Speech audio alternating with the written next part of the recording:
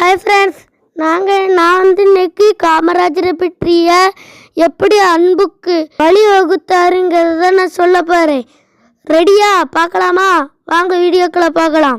ஆரம்பத்தில் பொதுக்கூட்டத்துக்கண்டி கரூருக்கு போய்கிட்டு இருக்கும்போது அவர் ஒரு புது செருப்பு வாங்கி போட்டுட்டு போனார்.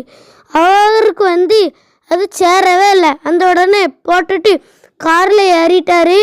ஏறி போய்கிட்டு இருக்கும்போது கரூரில் இறங்கையும் ஒரு செருப்பு தைக்க பையன் ஐயா, உங்கள் செருப்பு எனக்கு தாங்களே, நான் அதை தச்சு தரேன் அப்படின்னைக்கு, நீ நல்லா செருப்பு தைப்பியா அப்படின்ட்டு காமராஜர் சொல்லையும், நான் ரொம்ப நல்லா தைப்பேன், எனக்கு அதை தைக்க ரொம்ப பிடிக்கும் அப்படின்ட்டு சொன்னான் அந்த பையன். அந்த உடனே காமராஜர் ஐயா செருப்புக்கு கால் அளவாக கொடுத்துட்டு போயிட்டார். காரில் ஏறி பொதுக்கூட்டத்துக்கு போயிட்டு வர ரொம்ப லேட் ஆயிட்டு.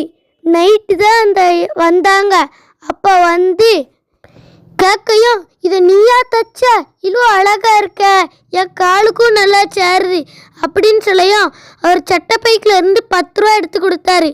அவர் அதில் எனக்கு வேண்டாம், உங்களோட அன்பை எனக்கு போதும் அப்படின்னதுக்கு அவர் சரி, உனக்கு துட்டு வேண்டாமா, என் அன்பு மட்டும் போதுமா அப்படின்ட்டு அதிர்ச்சி அடைஞ்சார்.